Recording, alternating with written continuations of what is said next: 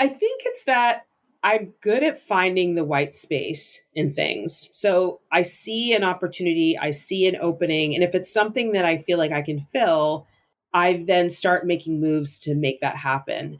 I'm very patient. And I think that that's something that if you're going to survive in this world professionally, patience is so crucial because sometimes things take a long time. You have to plant the seed, and sorry for the cliche, but like, you plant the seed and you have to wait and put that energy out there into the world and create relationships. And so I'm always working on something. And I would say I'm not successful at everything.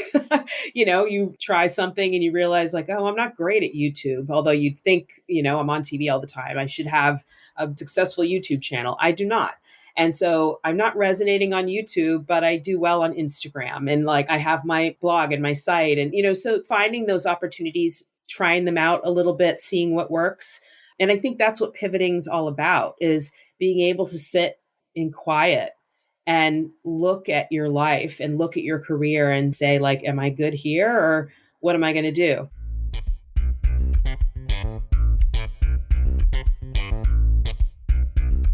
Hi, everybody. Welcome to a new season of Start Right Here. We are the podcast that puts the spotlight on the career paths of BIPOC beauty professionals, entrepreneurs, and creatives, as well as issues related to beauty and inclusion impacting us in the industry, as well as impacting consumers. I'm your host, Corinne Corbett, and I hope that conversations on this show help fuel your path to success.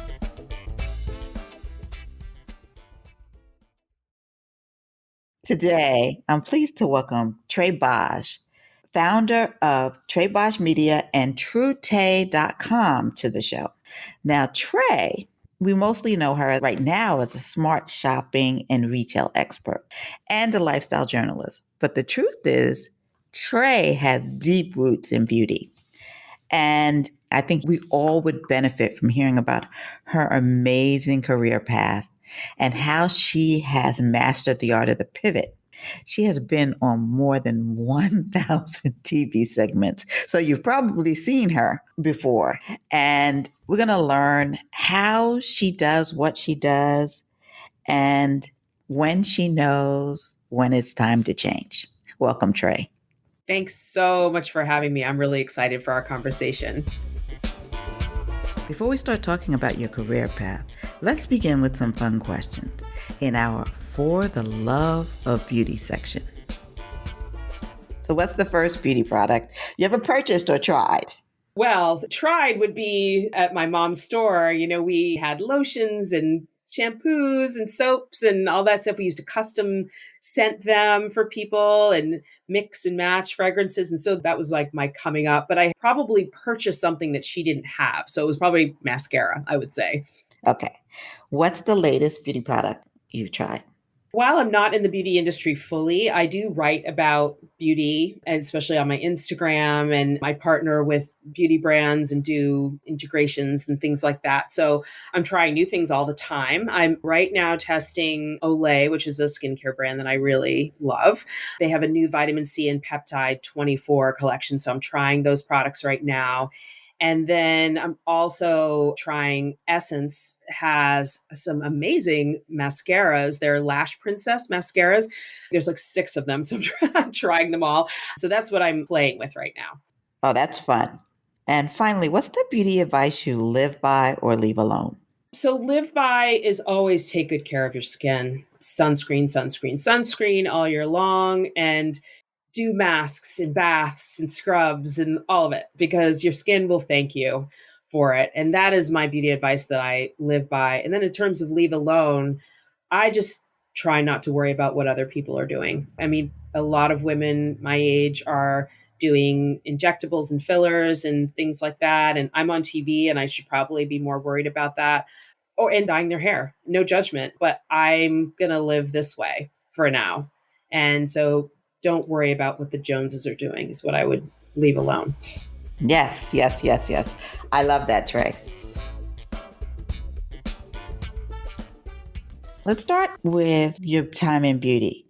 Do you think it was a destination or a detour? It was a destination. When I was growing up, I always thought that I would live a life in beauty. My mom owned a small boutique in the town where I grew up in northern Massachusetts, and I thought, I'll run a store, I'll be a makeup artist, I'll be a hairstylist. So it was absolutely where I thought I was going to land. And here I am, not in beauty so much anymore. And it still surprises me. Yeah.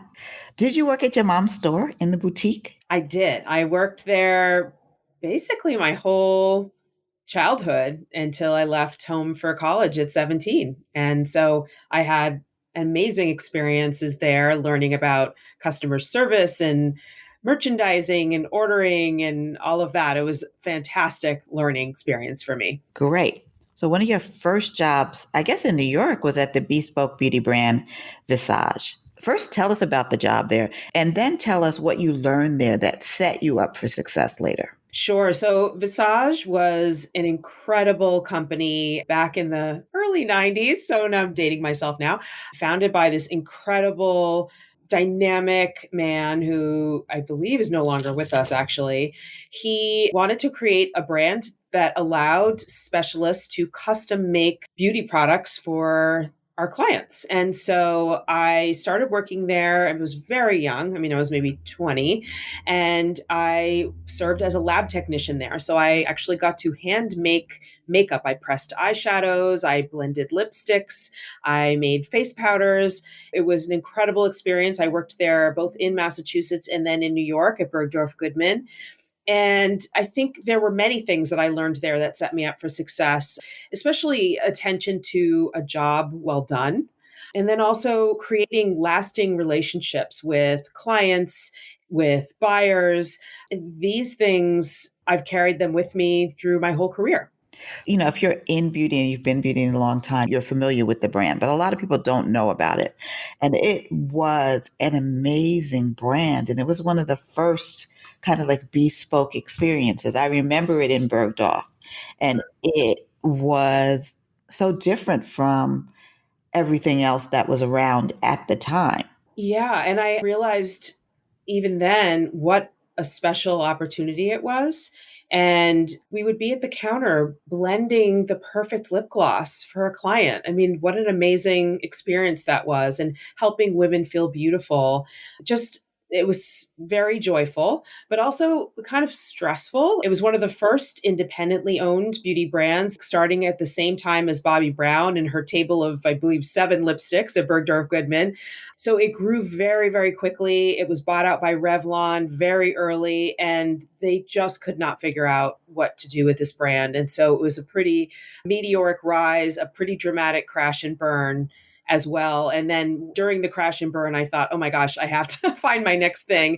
And there was this counter there at Bergdorf Goodman. It was the Kiehl's counter. And Kiehl's seemed very familiar to me because it was kind of similar to what my mom carried in her boutique, the similar kind of products and everything. So I stocked them for a few months, calling very regularly, hey, you hiring at the store? And finally they said, oh, just hire that girl who keeps calling. So persistence pays off. Yes, closed mouth doesn't get fed. You have to ask for what you want. So that's a good lesson there as well. But I wanted to ask you this. Now, you're an English major, but you're also a painter. So did you start painting before or after you worked at Visage? I was an artist as a kid, and my dad is an artist, and he was an art teacher. And so I thought, in addition to my career in makeup artistry and hairstyling, I was also going to be an artist of some kind. And I actually went to art school. And something that I learned there very quickly was that I did not have the chops to be an artist like all of my fellow students. I went to School of Visual Arts. When you're there with the very best artists from schools around the country, high schools around the country, I learned very quickly that I didn't have it to kind of hang with these folks. But what I did learn is that I had creativity in spades. And so it was a really important lesson to learn that early, because thankfully I didn't try to pursue a career as an artist. That would have been really disappointing. But that creativity is something that I've carried with me my whole career. And so that was a really, really important early lesson for me. I think that's great. So you stalked the people at Kiehl's, Hmm. but then first you used your artistic skills at the counter at Visage. Yeah, and being a makeup artist and making makeup. So you were a different kind of artist. Yes, absolutely. You stalked the people at Kiehl's, and then what did you end up doing once you started working there? Kiehl's was an interesting place, and this is before the L'Oreal buyout. So it was, I believe, third or fourth generation at that point, same family. And it was a very entrepreneurial space, actually, because it was a family owned company and it was growing like wildfire. And so there were a lot of opportunities for those of us who were working there and kind of had our eyes open and thought, oh, maybe I can take over this part of the business or help them with this. And so I brought my custom blending skills to Kiehl's. They allowed me to go to the factory and design lipsticks and lip glosses for them. And so, what a cool experience was that! That was amazing. And then I also noticed that they had a mail order department. We didn't even have toll free numbers at that point. We would take the orders on computers, but there was no internet then. And so I thought, let me help them run this part of their business because it was getting a little bit hectic and crazy. And they were so lovely that they just said, go right ahead, go for it. And so I created the Department of Catalog Services. I was the director and I was maybe 22 at the time, and created a training protocol and a manual and got everybody up to speed with getting orders placed over the phone. But also, what was interesting about Kiehl's at the time is that, it's a Third Avenue store. It was very democratic there. Like, we all did everything. We all cleaned the bathrooms. We all wrote labels. We all made samples. We all worked at the counter. And so, me kind of taking these departures was a little bit unusual. And others did similarly and found other kind of careers within the career at Kiehl's. And so, it was a really cool experience to be there at that time. So what did you find most challenging about that work? The pace was punishing at times. You'd go in on a day around the holidays, and 5 minutes after the store opened, it was literally a sea of people, and that sea never thinned the entire day. And so it was very long hours, very hard work. The expectations were high.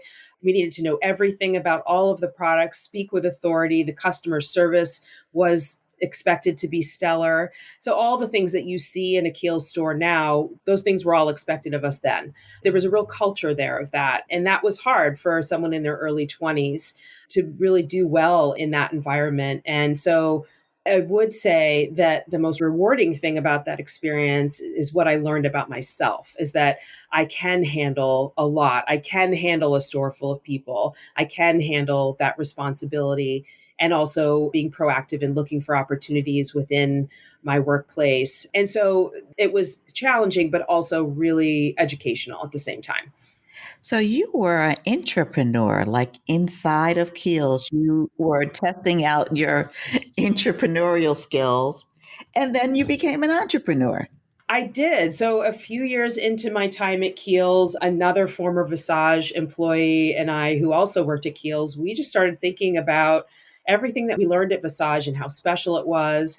And so we thought, let's create a company. Let's do our own business. I mean, I can't even imagine. I think back to that time and I'm just like, my God, we had balls, to do this. And so what was great about Kiehl's is that we worked really hard, but we were very well compensated for our work. And so we saved our tax returns and bonuses. And with another partner who worked in an art gallery, for 2 years, we each saved $25,000. So we had $75,000. And that's how we started our company, Three Custom Color Specialists, in the mid 90s.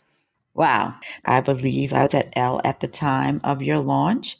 And I remember how groundbreaking that brand was too. So for our audience who may not be familiar with the brand, could you tell us what made Three Custom Color so special? Sure. And thank you. It's something that I'm very, very proud of. But I will say, obviously, we were not reinventing the wheel. Visage had already done it and Prescriptives was trying to do it. And so we didn't invent the idea. But what we did was to create, I think, a really beautiful place of ultimately, after we stopped making lipsticks in our kitchens, we had a lab in the Flatiron district where consumers could come and consult with us, and we could go through their makeup bags and let them know what we felt was working and not working, and custom make the perfect eyebrow powder shade or the lip gloss and reproduce their favorite discontinued lipsticks. And then we also had ready-made colors as well that we sold to stores like Sephora and sold them all around the world, actually. And what was special about that end of the business is that it was really important to us to have colors that suited every woman. And that was new at the time. MAC was just coming up. Bobbi Brown was dabbling in that a bit as well. But it was unusual to have as many concealer colors as we had, as many blush colors as we had. And we were very lucky to be able to do that because we made everything by hand. So we weren't holding all this inventory like a lot of brands really struggle then and now. Of course, holding all that inventory is very hard if you're small, but we just would make it by hand. The darkest foundation that we had, we could just make it if we sold it. And so it was a pretty cool way to have that many colors, but also not worry about all of that inventory. As a newly minted entrepreneur with two partners, what was the learning curve like? It was constant. It was constant and very uphill, but really exciting. It's like that time in your life where you're learning and growing. And we did well. The media, thanks to people like you, they're very kind to us. We were good at creating relationships that lasted with the media. We created relationships with makeup artists. So they would come in if they had a Broadway play they were working on or a celebrity client. We would custom make products for them. We would partner with makeup artists in a variety of ways, creating unique things for them and magazines as well. And we had one of the first beauty websites. And we thought that it was really important to be online when it was, like, what, And so that was really, I think, looking back, really forward thinking at the time. We also joined forces with other independent brands. And at one point, we're in 4 different Nordstrom doors with this beauty conglomerate because, as you know, it's so hard to have a counter at a large beauty department like a Nordstrom, for instance, as a small brand. And so we were always looking for ways to do it and do it right. It was also the internet boom. So we sold to all the new cool beauty websites that were opening up. And then, of course, there was the crash after that. So we barely survived that one, but we learned a lot along the way and really learned a lot about PR because that's so important, obviously, for a small brand. And social media wasn't around then. So it would be fun to kind of try it again, obviously, with the world of social media now. Were you writing as part of your job then? Yes, and I wrote at Kiehl's as well. And so I helped write the catalog, for instance. And I also served as the owner's secretary for a while. And she's a beautiful, beautiful writer. And I learned so much from her and then took those skills and recreated them at 3 Custom Color. And we collaboratively wrote, but I did a lot of the main drafts of the press releases and the product descriptions and all of that. And so writing is something that I loved then. And as a kid, I wrote poetry and short stories and things like that. So it's always been a part of who I am. So after more than a decade at 3 Custom Color, you went on to just consult as a product development person, right? Mm-hmm. So what was different about that? Well, that was an interesting time because at 3 Custom Color, I felt like I had hit a wall professionally. I felt like I had done everything I could do for the business. And so I did leave and I thought that I was going to work at a Lauder or L'Oreal owned brand and corporate beauty and didn't really know what I was going to do, if I was going to be in marketing or PR or product development. And I was also trying to keep food on the table at the time as well. So I thought, let me see what I can do in terms of offering product development services for other brands. And then also copywriting. I mean, when you leave a job, you just kind of figure it out as you go. So I really enjoyed the product development aspect of it, the collaboration, creating products from the ground up, getting dirty in the lab. I love all of that. But I couldn't figure out at the time how to really make a career out of that. And so I did lean more on the writing because there were just more opportunities for me there. That's one of the reasons I wanted to start this podcast, because I think a lot of people don't know the avenues. It's like there's no next in beauty, like next in fashion, like kind of show where you can kind of watch. And in beauty, there are so many avenues that you can explore. There is the only way to know about them is to hear people's stories. That's one of my goals. So hearing that it was kind of unclear for you, even though you had done product development for a number of years, what the path was, it's sobering in a lot of ways. I think I learned a very important lesson at that time where I had this idea of where I was going, and people were kind enough to see me and interview with me, but literally no one could figure out what to do with me. And I was like, well, I could work in product development. I could do all these things. And I've worn all these hats. Wearing all those hats and working for a Lauder owned brand or a L'Oreal owned brand is very tough. The folks who I was interviewing with were just like, I don't see you in the lab. You're not back of house, you're front of house, and we don't have anything that's really for someone with your skills. And it was sobering, to use your word, to hear that. But I had to listen to that and understand, okay, these people who I'm talking to see something that I don't see. So sometimes I think it's important to hear what other people are telling you and get out of your own way. And had I not done that, I would have been just continuously frustrated. But instead, I tried to hear what people were saying and just tried to see where the opportunities were naturally taking me and presenting themselves. So that was a very organic process after a while. And that's where I just did more and more freelance writing, and then more opportunities came. And that's how I ended up at Retail Me Not, which is a coupon site, not in beauty at all, but they were looking for someone to write for their blog and do budget friendly content. And I'd been doing a little bit of that on a freelance basis anyway. And so that just happened naturally. And so had I not gotten out of my own way, I don't know where I'd be right now. Right. And I think that's important. I think those people who did speak with you, though, were a little short sighted because now, as we think of entrepreneurs inside corporations, you need to have multiple skill sets and wear a lot of hats. But back then, things were siloed and people didn't know how to see beyond the silo. And now, as they break the walls down, you need to know more things. And the people that are siloed are challenged because they don't know more than the thing that they have been doing all their lives. But I do think that your evolution is really interesting because one thing they were right about is you're a front of house person. You're a great on air person. Thank you.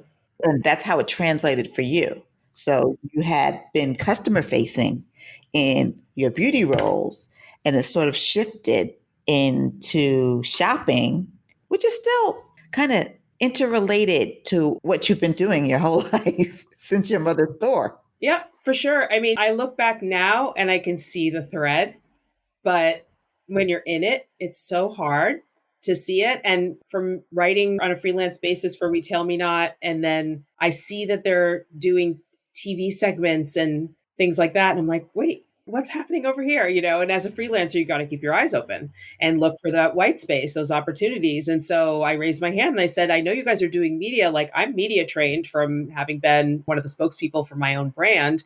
If you need help, I'd love to jump in.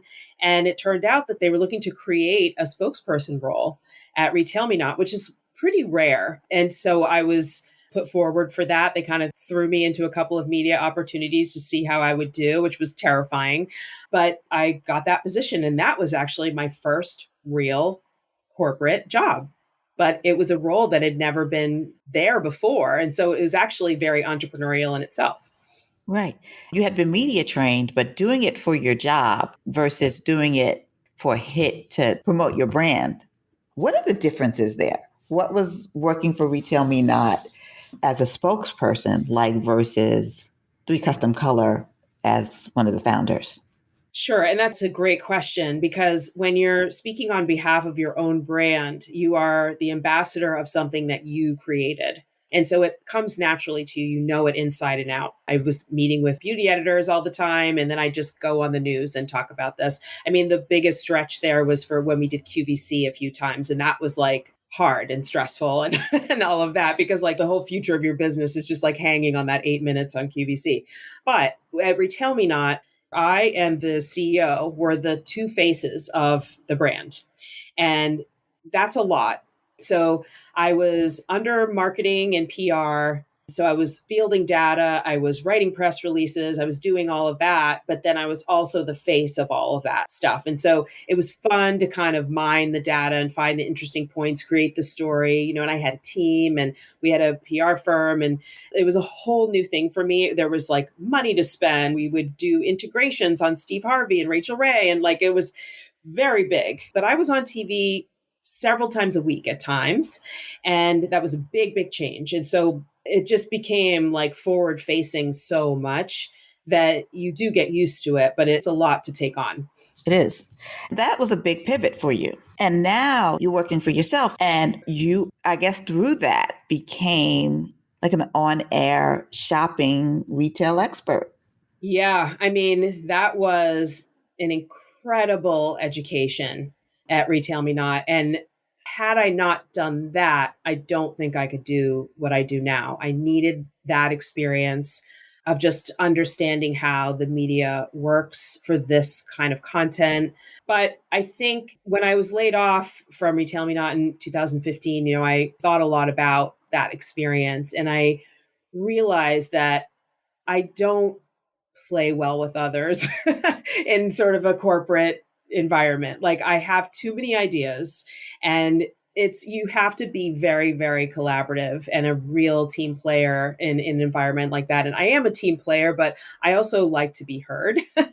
And that's hard when you have a lot of cooks in the kitchen. And looking back throughout my life, I've always seen like that's a very continuous thread as well, where like on every report card when I was growing up, it's like she has problems with authority. And it's like, I don't know if that's totally accurate. I'm always respectful, but I also want to understand, why is it that we're doing this project? Why are we studying this instead of that? And so that was me always asking the questions. And then throughout my professional life, I've always done that. And so when I was laid off, I realized that it was really the right thing, that I really needed to do this on my own. And I somehow had enough confidence to do it on my own. And part of that was because when I was laid off, I was given a wonderful runway. I had a financial cushion of severance, and I stayed on contract. So I was just doing work for them part time, but I was able to kind of feel out the space in general and how I could work within that space and earn within that space. And it was a really important time. So by then, the beginning of 2016, I was on my own completely. And I've been on my own ever since. And I wouldn't change it for the world. How many segments do you do, let's say, in a month now? It depends on the month. Like right now is actually usually my ramp up for holiday. And so it's kind of quiet. I may do a little bit of like early holiday shopping segments, but it really kicks into high gear in early November.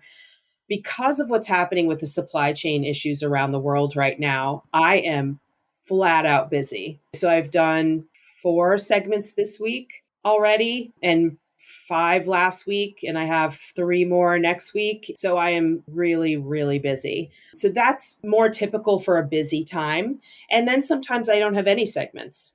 And then I have time for podcasts and IG lives and things like that, which are a lot more fun and casual. And so there is an ebb and flow to it. And during the lower, slower times when I'm not on TV, I'm writing for my blog. I write for other publications like MarketWatch and MSN.com. And so I'm always doing something, but it's not always TV. Right.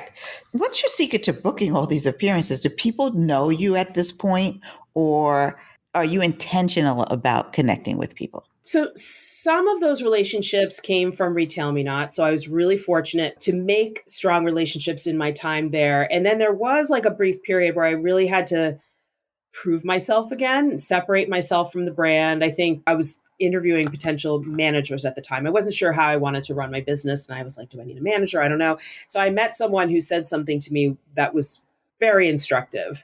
He asked me, who are you without Retail Me Not? He was being the devil's advocate. And I thought to myself, I'm not sure, but I think I'm a lot without Retail Me Not. Like, I think I'm going to be fine. I don't know if he was so sure. We didn't end up working together because he had a model that I was not a fan of. So I just decided to go on my own with a more casual manager relationship and kind of just messed around until I could figure out what worked for me. But to answer your question in sort of, sorry, a long-winded way, was that I had some relationships in place. And then if you do your job on social media, people do come to you. People come to me. And then I also proactively pitch. I have a beautiful whisper network of other experts and publicists who I talk to. And a colleague just sent me a list of some contacts that I didn't have. So I'll add them to my outreach. And so it's constantly building, grooming, creating those relationships. And then producers move. They go from one to the next. And sometimes that's a good thing. And sometimes it's not such a good thing. But maintaining those relationships no matter what is, I would say, like, if there's one thing that I learned, everyone is equally as important all the time. So whether you're at Elle Magazine or you are somewhere else, like, you're equally as important to me. And I hope that I'm as equally as important to you, because those relationships, I have to say, are what has kept me going and busy and working and successful this whole time. I think that's invaluable advice. I think people get lost in titles and connections. After I left Elle after 8 years, that was the first time I realized I was only valuable to certain people when I was there. Then I was able to look at it in perspective. No, you're an industry acquaintance and not a friend. Not that I dislike you less. It's just where you are in my life needs to be clarified so that as I came in and out of the industry all those times, I was better able to handle if I wasn't at a place where they thought it was desirable, the way that they interacted with me would change. And I was okay with that. Talk to me about preparation. How do you prepare for a segment? So it depends on the segment. I do a lot of kind of talking head segments where I'm just chatting with someone almost like this. And the first thing is writing the segment for the producer. If anyone was looking for advice about how to be useful, you write the segment for them. Whether they're going to use it verbatim or not, it's always appreciated. And that's part of my preparation as well. So it helps me clarify what it is that I want to talk about. If I have clients who I'm going to mention in that segment, it helps me figure out where that client works or if they don't work, really figuring out the direction. So once I've written the talking points and I go back and forth with the producer and we decide what it is, like what the questions are going to be, I prep a lot. I go through those questions over and over and over again because I think you can't prepare enough because you never know what's going to happen. You think I've done this thousands of times, but every once in a while, my mind goes blank. Or with COVID, doing everything virtually, how many times have I had technical issues where suddenly they can't hear you and you have to dial in on your phone instead and you're like hustling around and then suddenly your mind goes blank and you can't remember what it is that you're supposed to be doing. That happens. And so the more you prep, the more those words find a home in your brain and then you're ready. If I have products on the table, that's another kind of level of preparation. I actually act out the segments. I sit behind the table and I go through it. And working from home makes it so much easier, obviously. I actually am going into the studio for the first time on Monday. I'm doing the Today Show and I'm a little like, oh my God, like, what's that going to be like? Because I haven't been in the studio in so long. But yeah, so to answer your question, prep is really, really crucial. And it's important, no matter how experienced you are, to prepare and don't ever get cocky and think you can do it on the fly. You've also co founded a business that helps other people perfect their messaging. Tell me a little bit more about that. Yeah, so it's called One Take Media Coaching. And this is something that a colleague of mine who we should be competitors, she's on the West Coast, I'm on the East Coast. There are really only a few shopping experts like she and I. So we should kind of be at each other's throats, I think, but instead we share information, we help each other. And we thought there's so much that we know that we could share with other people. And at Retail Me Not, I was also fortunate enough, in addition to doing the spokesperson work, I was able to produce a lot of media tours and things for other executives when they wanted to put another face forward for something. And so I media coached many senior level executives there. And thinking back on that time, I really enjoyed that work. I mean, it's very personal, it's very intimate. So she and I decided to create this very casual kind of relationship. coming up with the name and the logo and the website. And that was definitely a business forming exercise that you would do. But now we just have it where we have that place where people can go and learn more about what we do. But she has her clients, I have my clients. We work mostly on referral. And I train everyone from CEOs who are highly experienced to aspiring honor experts who know nothing about the space. I prep people for their press junkets. I help people with their pitches. And it's sort of an extension of what I already do, but I get to learn about other people's pain points and other people's businesses. And it's really, really fascinating. I mean, unfortunately, I can't take on any clients going into holiday. I'm just like, no more media coaching. Like my last client was just the other day, and I'm kind of shutting down until Christmas is over. And then I'd like to kind of get up and running again because it is something that I really love and I find it to be very gratifying. And so I kind of think like at some point, maybe I'll just pivot into that, and have this other career. Yeah, it's true. To me, it seems that you perfected the pivot. But was it intentional or did it just happen for you? I think it's that I'm good at finding the white space in things. So I see an opportunity, I see an opening, and if it's something that I feel like I can fill, I then start making moves to make that happen. I'm very patient. And I think that that's something that if you're going to survive in this world professionally, patience is so crucial because sometimes things take a long time. You have to plant the seed, and sorry for the cliche, but like, you plant the seed and you have to wait and put that energy out there into the world and create relationships. And so I'm always working on something. And I would say I'm not successful at everything. You try something and you realize, like, oh, I'm not great at YouTube. Although you'd think, I'm on TV all the time. I should have a successful YouTube channel. I do not. And so I'm not resonating on YouTube, but I do well on Instagram. And like I have my blog and my site. And, so finding those opportunities, trying them out a little bit, seeing what works. And I think that's what pivoting is all about, is being able to sit in quiet and look at your life and look at your career and say, like, am I good here, or what am I going to do? And I also just think too, like, if you're at a place where you feel like you're successful, you should never be complacent in that success, because something could change tomorrow where suddenly no one wants a 53-year-old biracial gray-haired on-air expert anymore. You know what I mean? Like, who knows? And so right now, obviously, and with the social unrest that was going on last year, like, it was clear that people wanted a woman of color on air. And my business grew 35% during COVID. And I do not take that for granted, but it's also kind of a strange feeling knowing, like, I know what happened. Like, I know why people are hiring me versus my Caucasian colleague. I know that. And so what I'm trying to do with that in mind is to make it clear that a company or hiring manager should never hesitate to hire a woman of color because she's going to kick ass. Like, that's kind of my drive behind that.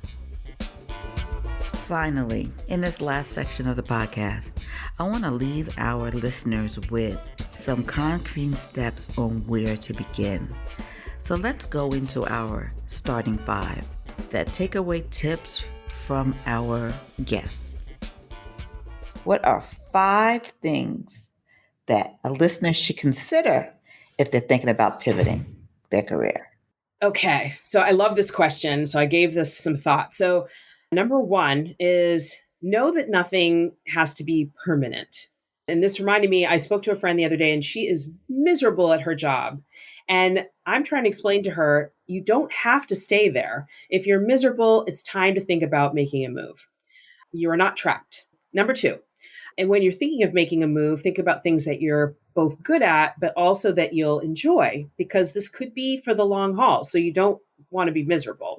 Number 3, give yourself a lot of runway. Like I was just saying, you want to give yourself some time. So ideally, if you are going to leave a job, think about staying where you are for a little while, so you have that security, and work quietly and diligently towards your pivot, because you don't want to be doing this in panic mode, of course. Number 4, be consistent. So I think where a lot of people fail is that they go at something guns blazing and there's no way that that's sustainable.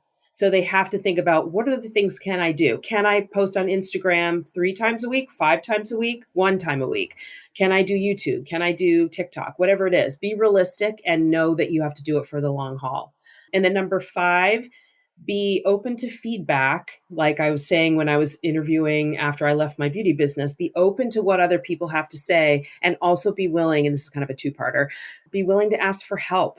Use your network, groom your network, grow your network, and it will serve you in the long run, and you will serve it. Those are some amazing tips. Amazing. And I think for those of us who've been around for a while, we always hear the word reinvention, but a reinvention is also a pivot. So those tips work at every stage of your career when you're thinking about doing something different. And, people have often criticized millennials and Gen Z for changing often, but I think we can learn a lot from those pivots. When you realize something doesn't work, why are you sticking around? Yeah, I agree. There's no reason why you should be crying in the bathroom at work. That's the word. How can people get in touch with you, follow you? Give us your social handles and your website.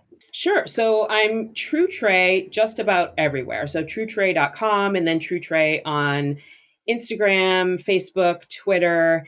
You can find our media coaching business at onetakemedia.biz if you're interested in that. And I would love to hear from folks and hear what they thought about our conversation too. I mean, any feedback, I'd love to hear it. And we have to say True Trae. Trae is spelled Trae. Thank you. I know I should have said that. Can't thank you enough for this conversation. It was really, really great. Made me think differently about pivoting, because I am one of those people that guns a blazing and then gets bored really quickly. So Yes. And that's such a thing. It's such a thing to do. Like, that's why I think low and slow is better.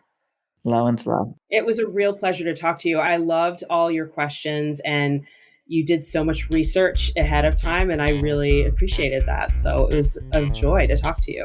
Oh, my pleasure. That's our show for today. If you have questions about where to start in your beauty career, drop us a line at hello@beautybizcamp.com. Remember, there are many roads to success, but each of them requires you to start. So take that step forward today. See you next time.